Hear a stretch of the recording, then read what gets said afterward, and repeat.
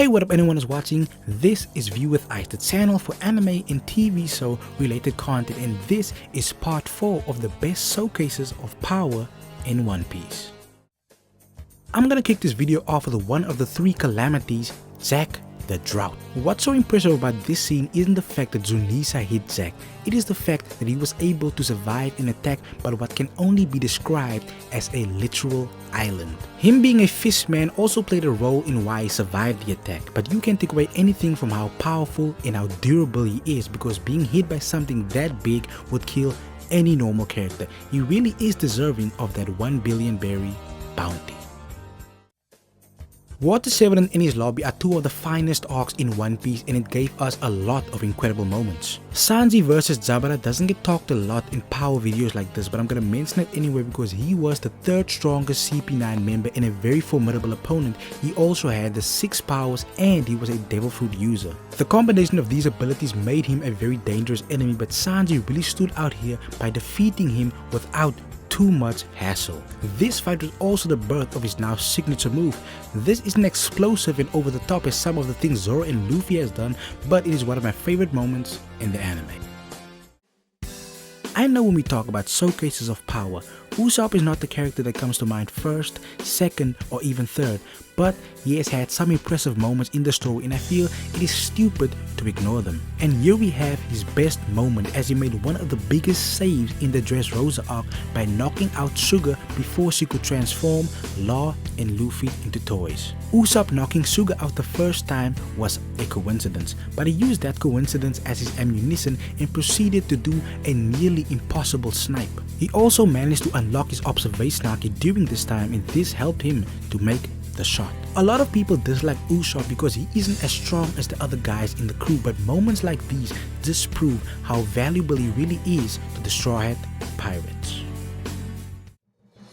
The Wano arc sometimes felt a little too dragged out for me, but the arc didn't have a shortage of incredible moments, and for Zoro there are quite a few of those to pick from, and I of course have to mention Zoro using Enma for the first time. Enma is one of the greatest swords to ever be created and one of the swords Odin used to cut Kaido. Not just anyone is able to use this sword, and this makes Zoro even more impressive because the only other person to ever master the sword was Kozuki Odin. Even Kinemon feared Enma, and this is showing us how truly impressive the blade is. Enma has the ability to draw out its user's haki, and for that reason not many people can use it, but Zoro displayed his expert swordsmanship by wielding the sword without too much issue. At first his aim was just to test the sword out and cut the tree in front of him, but instead he cut down an entire piece of the cliff, telling us that Zoro still had a ways to go with the sword, but at the same time also showing us how great the sword is and displaying how powerful Zoro has become. Carrot is a character you wouldn't immediately associate with a top 10 showcases of power video, but she has earned her spot after her impressive display of power during the Wano arc. Base level Carrot is a capable fighter, but nothing spectacular. Her Sulong transformation, however, is an entirely different story. It is actually crazy how much stronger and faster she gets with this transformation. It is definitely inspiration from Dragon Ball, and I loved every single minute of it. I only wish the transformation could have been like Super Saiyan, where she could do it voluntarily, but it is still an amazing transformation no matter how you look at it.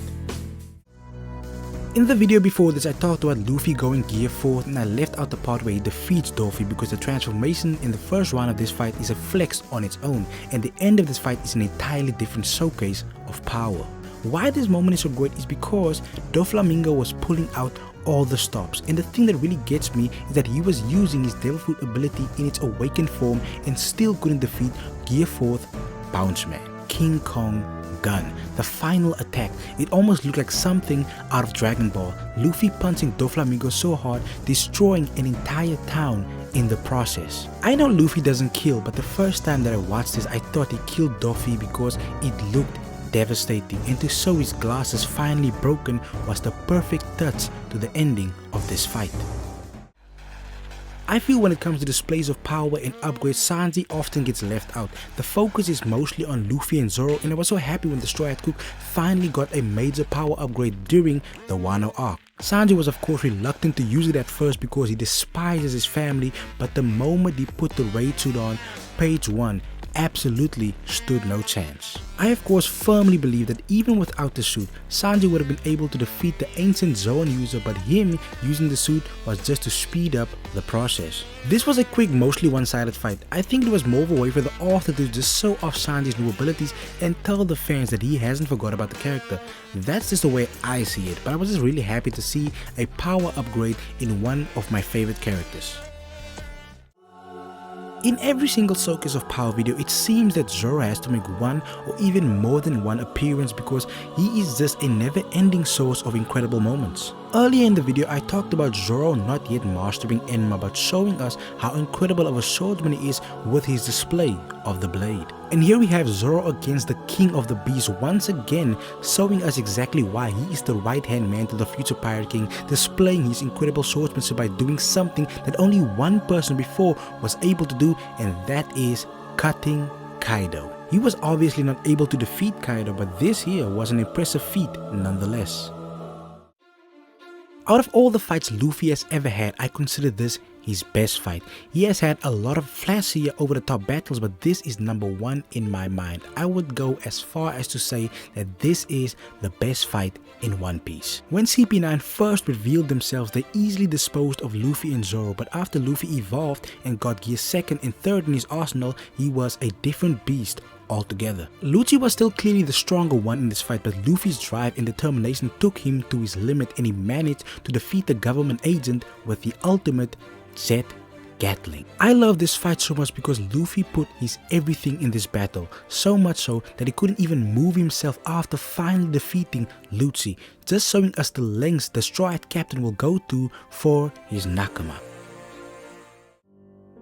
We have had incredible feats in One Piece. We have seen great things from warlords, we have seen amazing things from admirals, and we have seen mind-blowing things from Yonko, but out of all of those crazy things, the next is easily my favorite. Kozuki Odin was a walking flex. The man was basically Luffy, Sanji and Zoro rolled up into one package. He was a man that traveled the seas with both Whitebeard and Roger, and he was the man who gave Kaido a permanent scar.